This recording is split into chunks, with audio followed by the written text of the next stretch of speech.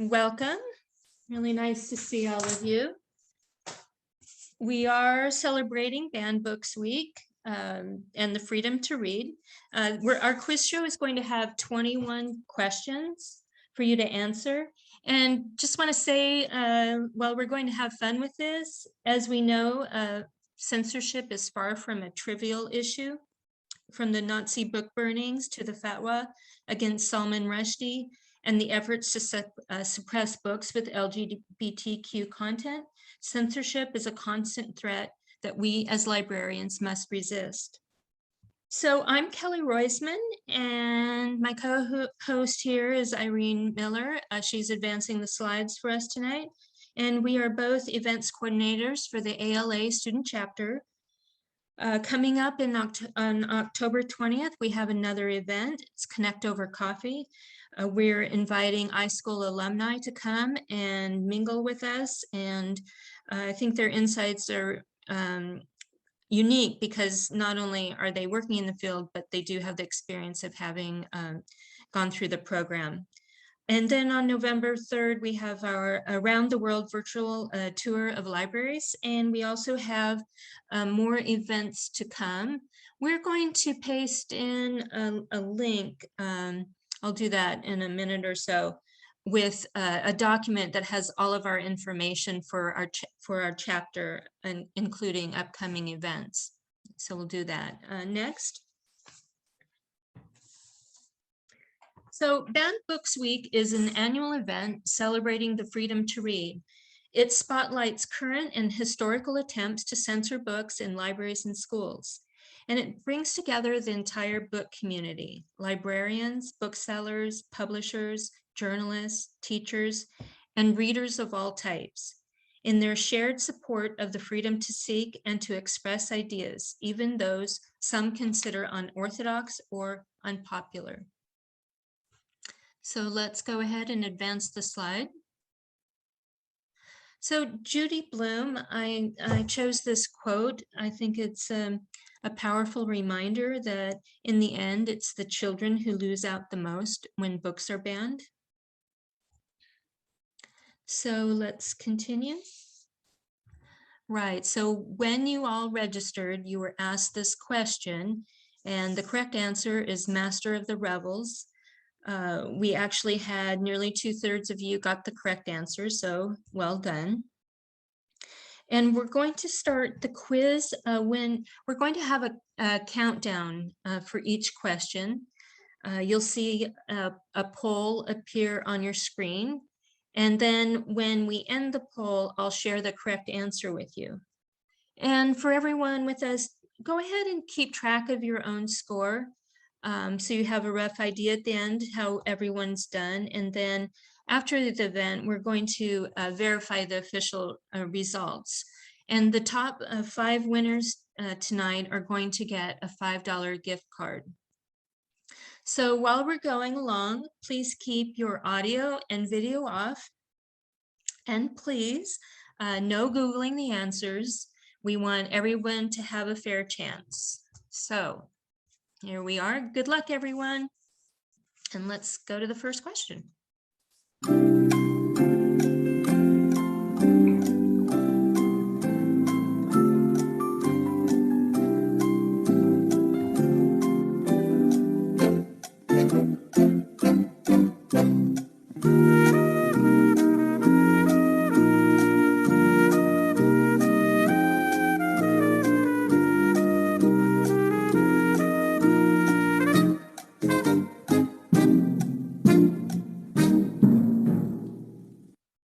Okay, so this was a fairly easy one to start off with.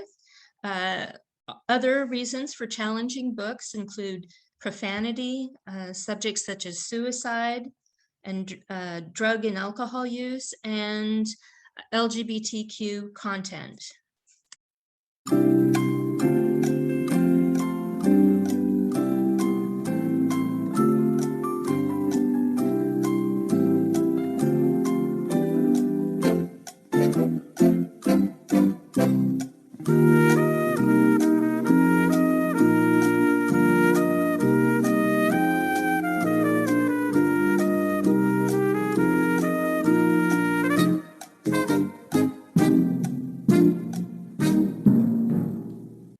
So Bowdler came to represent the practice of literary censorship. However, there have been many people in history who have altered Shakespeare's work to make it blander and more acceptable. In fact, the poet Algernon Charles Swinburne said, no man ever did better service to Shakespeare than the man who made it possible to put him into the hands of intelligent and imaginative children. The only problem with that is this. Thomas Bowdler was the publisher, but it was actually his sister, Henrietta Maria Bowdler, who edited Shakespeare's work. She, like most women, was written out of history. And she didn't rewrite Shakespeare as some did, but she only took out the parts that were deemed unsuitable for children.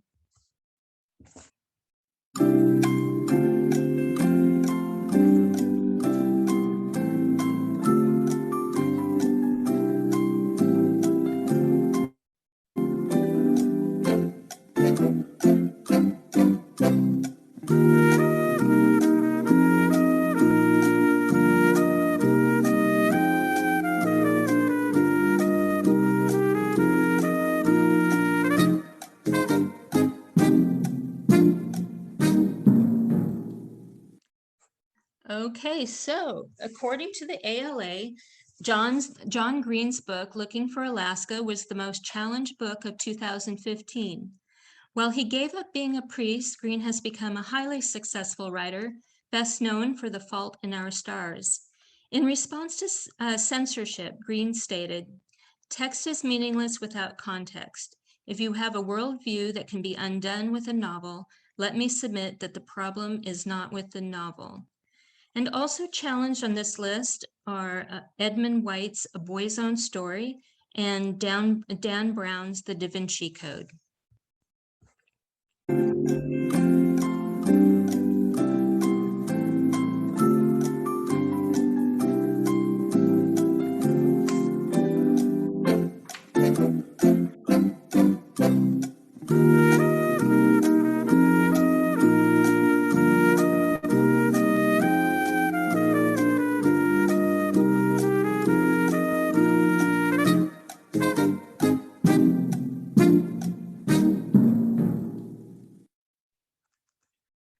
So Black Star's Talib Kweli wrote in the album's liner notes that the book struck me as one of the truest critiques of our society. And I read that in high school when I was 15 years old. I think it is especially true in the world of hip hop because we get blinded by these illusions. And all of these books in this list have appeared in ALA's list of top challenged books.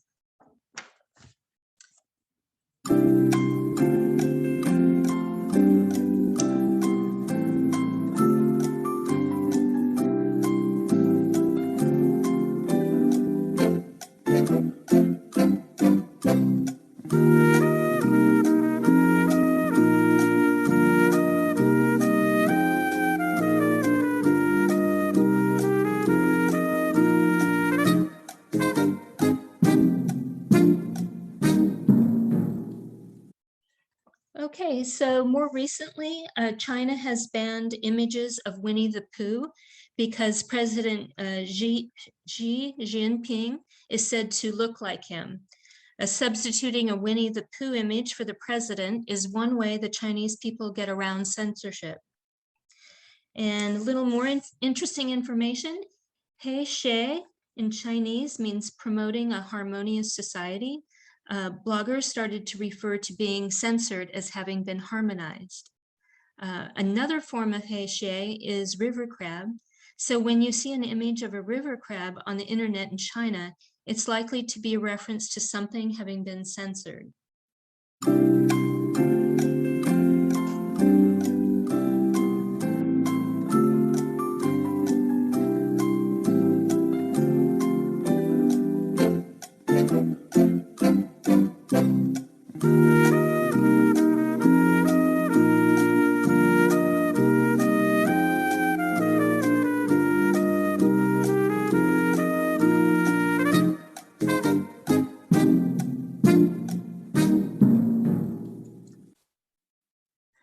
So in his lifetime, Savonarola forgive the pronunciation, was responsible for instigating many bonfires of the vanities to burn books and paintings.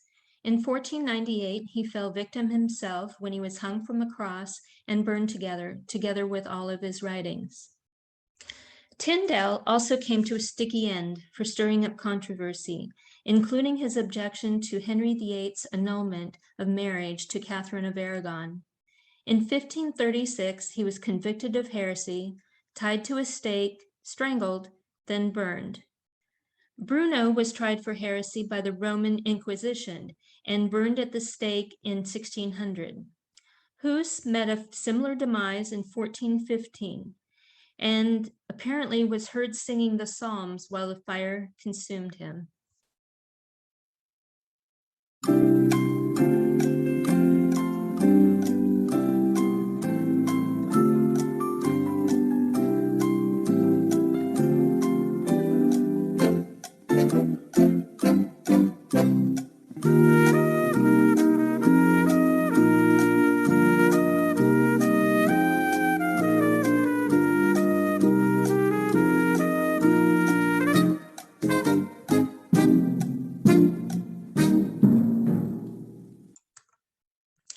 This phrase, meaning death rather than dishonor, would be a suitable epitaph for all four of the unfortunate writers from our previous question.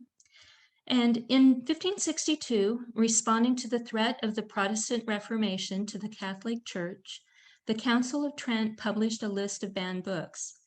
This official list wasn't abolished until 1966. Up until the French Revolution, the phrase, and forgive my French, avec approbation et privilège du roi. That's terrible. My son is studying French right now, and he wouldn't be happy.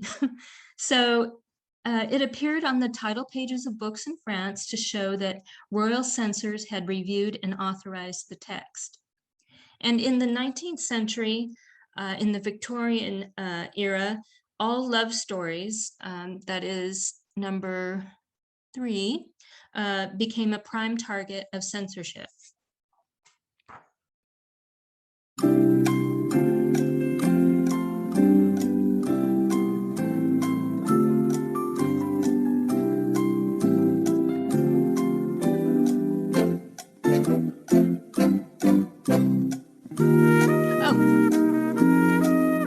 I'm really sorry I didn't launch the poll.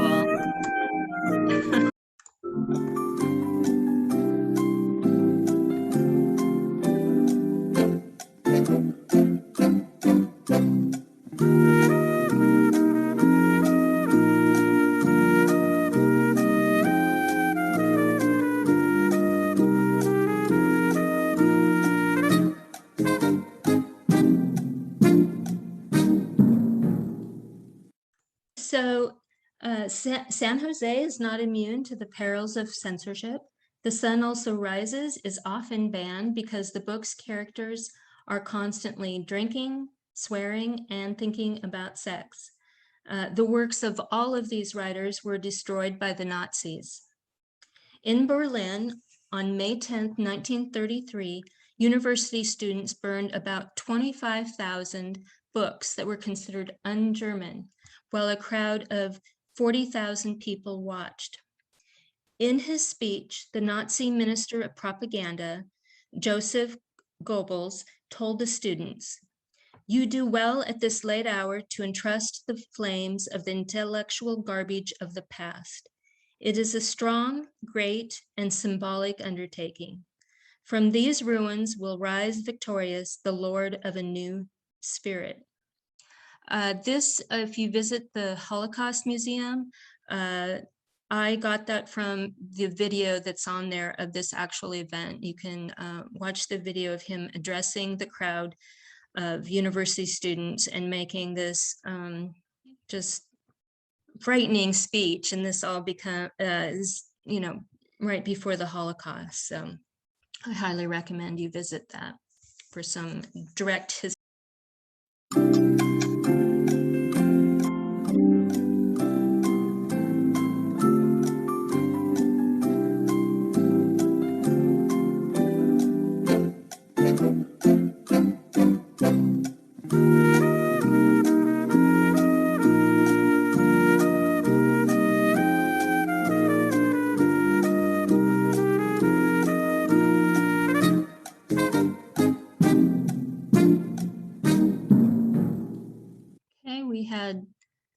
kind of all over. Pedophagy seems to be the winner with that.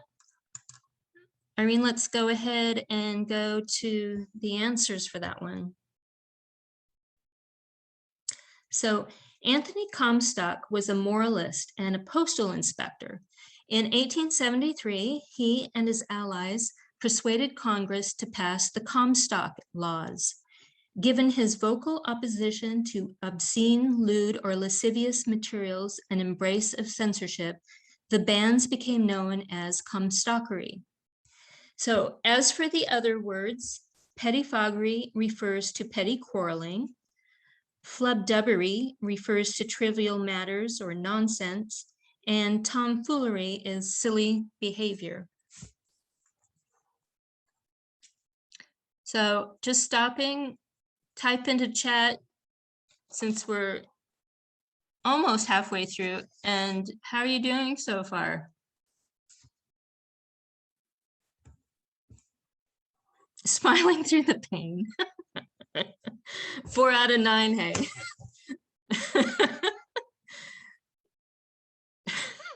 3, okay.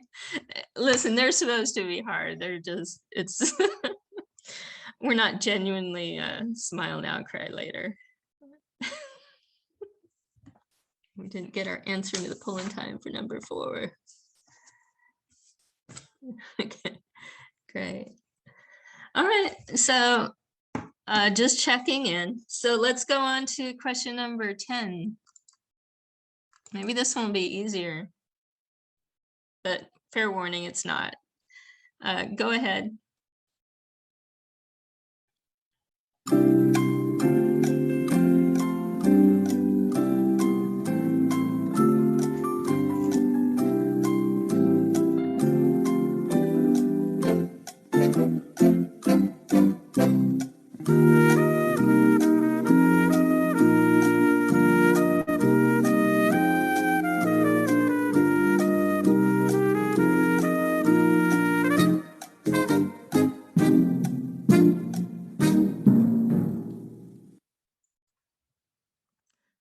Okay, I'm going to share the results. No one voted for 12 Years a Slave. So everyone who voted for New English Canaan, can you type into chat why you voted for that one and when the last time was you read it? Step forward, come on. Just a while ago. It sounds bizarre. I've never read it. I haven't read it. I can't imagine. You'd have to be a, yeah. It was the outlier. All right, so stop sharing and let's go to the question. So I thought this one was really interesting. So it's widely known that the Confederacy banned the sale of all books and publications it considered anti-slavery. But long before the abolitionist movement started, the Puritans banned Thomas Morton's work. Morton was a champion of Native Americans and used every opportunity he could to thumb his nose at the Puritans. He warned that if the Puritans had their way, America would become a Christian labor camp. He ridiculed their lack of learning, mocked their gloom, that's quote unquote, that's a quote directly, and referred to Miles Standish and his men as Captain Shrimp and the Nine Worthies. Honestly, if he'd had a Twitter account today, he'd be president. So for this and other sins, his house was burned down, and he later became America's first political exile. He didn't go too far. He went to Maine, where he died in 1647. Morton is also considered the first American poet of the English language.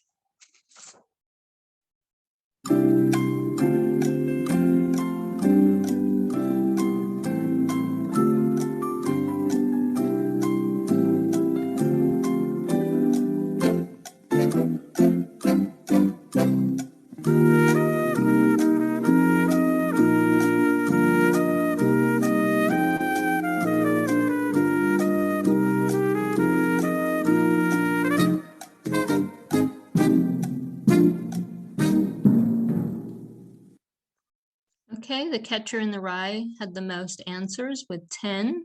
No one voted for To the Lighthouse. Let's go ahead and check out the answer. So in 1971, the Freedom to Read Foundation awarded a grant to a school district in Michigan to help them appeal the state's decision to remove Slaughterhouse-Five from school libraries and classrooms. Thanks to this support, the Michigan Court of Appeals overturned the decision and the books were returned to the shelves. All of these books and authors have been frequently banned and challenged in school libraries and elsewhere. All right, all of you should know this because it was in the news just last week. I didn't know it, so.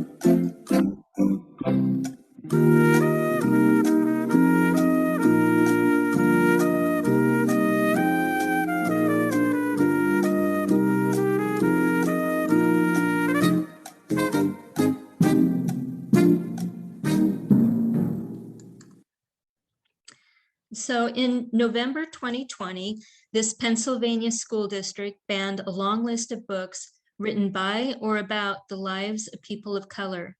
The list included children's books on Martin Luther King and Rosa Parks. But last Tuesday, September 21st, the school board voted to remove the ban a few hours after a protest by students and parents. The president of the school board offered this explanation for the ban. What we are attempting to do is balance legitimate academic freedom with what could be literature or materials that are too activist in nature and may lean more toward indoctrination rather than age-appropriate academic content. These are the people you do not want to be on a school board.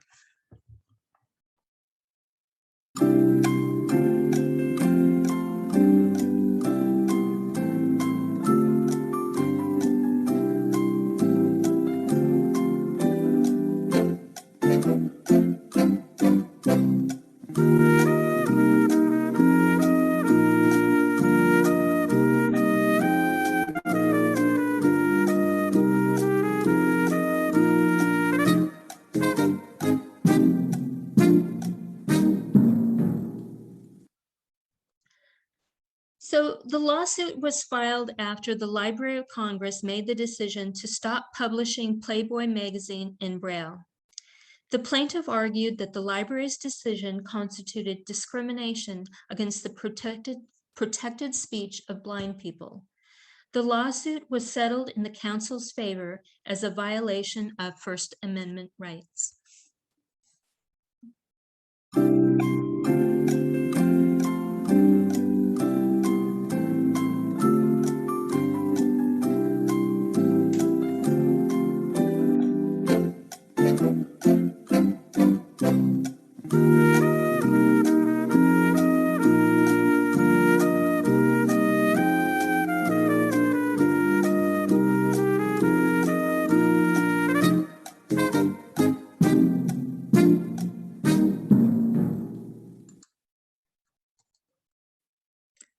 Okay, so most people voted for Dead Poets Society. I'm kind of curious about, have all of you seen these 4 films? Which ones have you seen? You want to type into chat? I'm just curious. So let's move on to the answer. So in Field of Dreams, Annie Kinsella, who's played by Amy Madigan, defends the work of Terrence Mann from an angry mob of parents. But when another mother makes things personal, she calls her a Nazi cow. She goes on to passionately challenge the crowd, asking whether they're for burning books and spitting on the US Constitution, or they're for the Bill of Rights, and if they think that we have to stand up to the kind of censorship they had under Stalin. So apparently she continues her speech until every hand in this high school gym is raised.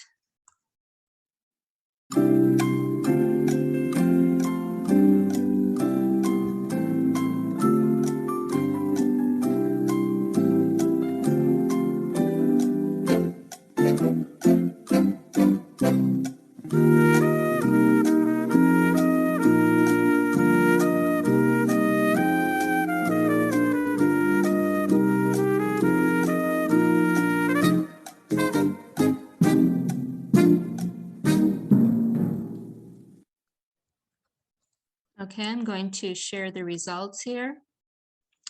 No one selected references to witchcraft or sorcery. That might have actually been a good answer. J.K. Rowling's Harry Potter books got that a lot. I'm going to stop sharing. Let's go to the answer. So LGBTQ plus content continues to agitate censors everywhere. Some of the reasons that have been given for banning and challenging these books include the following. One, the book is designed to pollute the morals of its readers.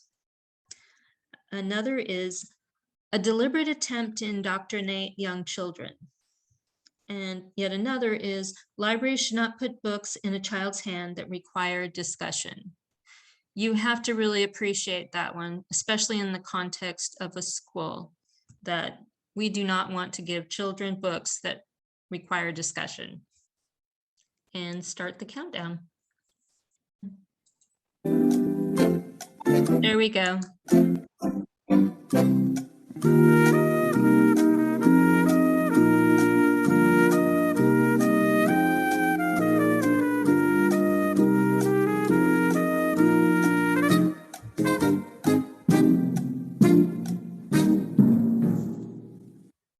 Okay, I'm going to share the results. So looks like, oh yeah, Flowers for Algernon. Has everyone let's try it again in chat. Have you read these books? I'm assuming, yeah, they're classics, so maybe we have quite a few who have read at least a couple of them. Yeah, Anne Frank. Love Story. That was a big, I think, 70s one, Love Story. So yes, The Diary of a Young Girl is a real downer. Anne Frank's diary is a frequently challenged book and came in at number 62 on ALA's Top 100 Most Banned and Challenged Books from 2010 to 2019. Yes, this is in the 21st century. You know, again, I guess education, some people don't want to know about the Holocaust. So in addition to objections to the book's heartbreaking content, the book has also been banned for sexual content and homosexual themes and for pornographic tendencies.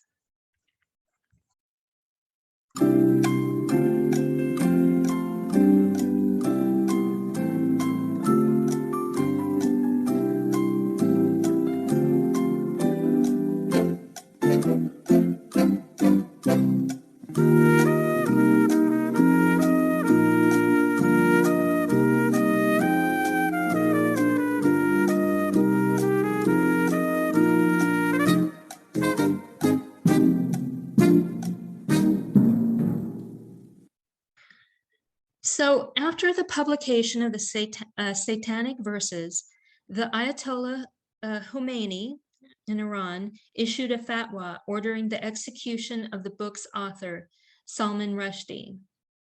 Rushdie lived in hiding for 10 years, from 1989 to 1998, when the new Iranian president said the government no longer supported his killing. The fatwa, however, still remains in place. And when I was looking into this question, what I learned, and I hadn't known before, was that not just the seriousness of this, but what was carried out. Rushdie wasn't, hid and wasn't attacked, but his translators, I think at least one was murdered, and I do believe there was a second one attacked or murdered, but a lot of things happened, and it wasn't just Rushdie. Oh, this Norwegian translator, Alice. Yeah, it's shocking. So Rushdie has said that he still receives a Valentine's card from Iran every single year on February 14th, letting him know the country has not forgotten the vow to kill him. And he has jokingly referred to this as my unfunny Valentine. So yeah, how's that for a morbid sense of humor?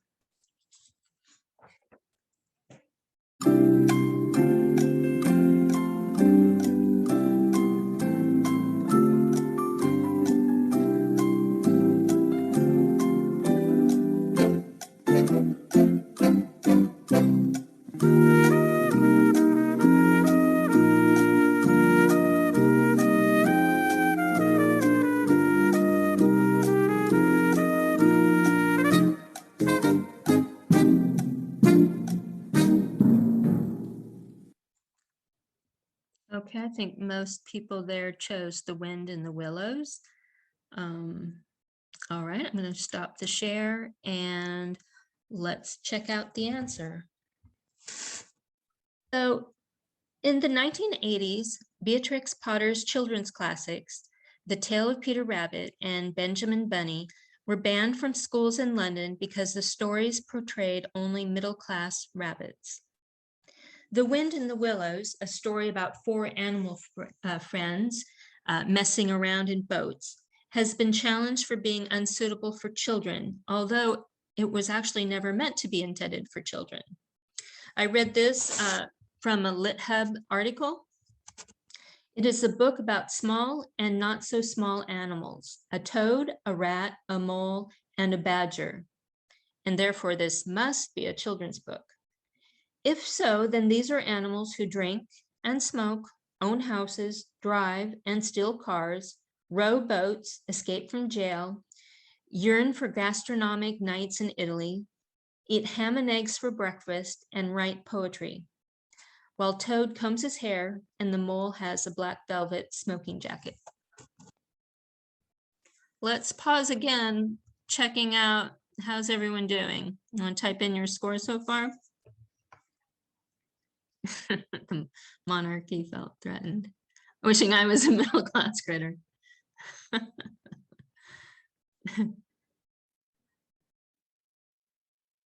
I didn't see Sarah's score. She won. Just fair warning, she won last year. Oh my gosh, Sarah. Wow. 10 out of 18. That's a triumph.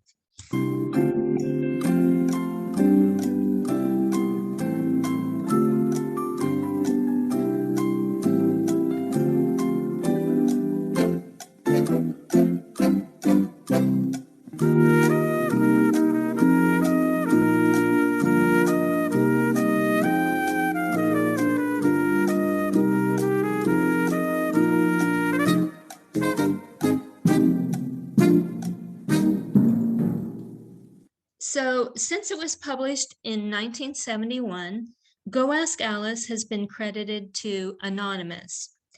The book is presented as the true life diary of a 15-year-old girl who runs away from home and engages in self-destructive behaviors. The book has been frequently banned over the course of the past 50 years for profanity and references to sex, rape, and drug use. Today, it is widely accepted as a fake memoir written by Beatrice Sparks.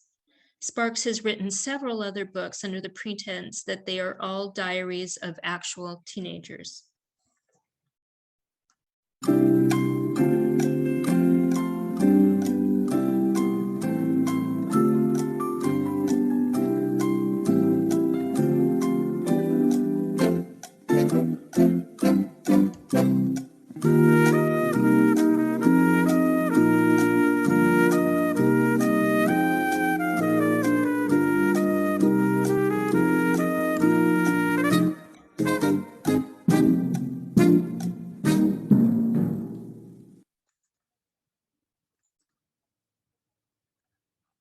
Okay, no one got stacked in Dewey Decimal order. Most of you metal cages, got gallows, flames. All right, let's move on to the answer.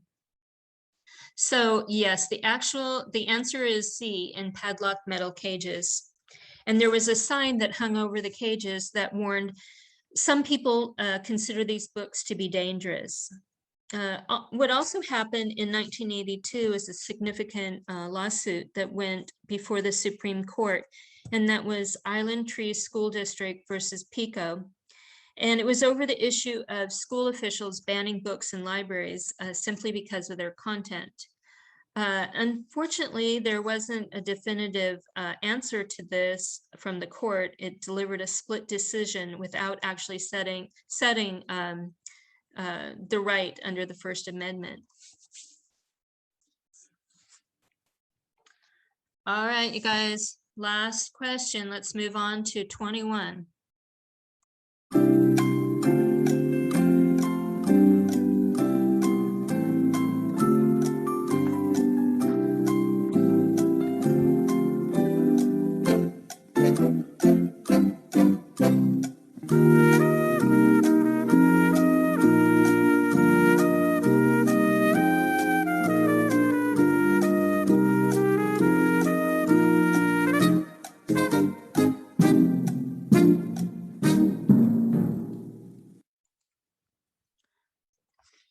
And Freedom to Read Foundation, they support litigation for banned and challenged books.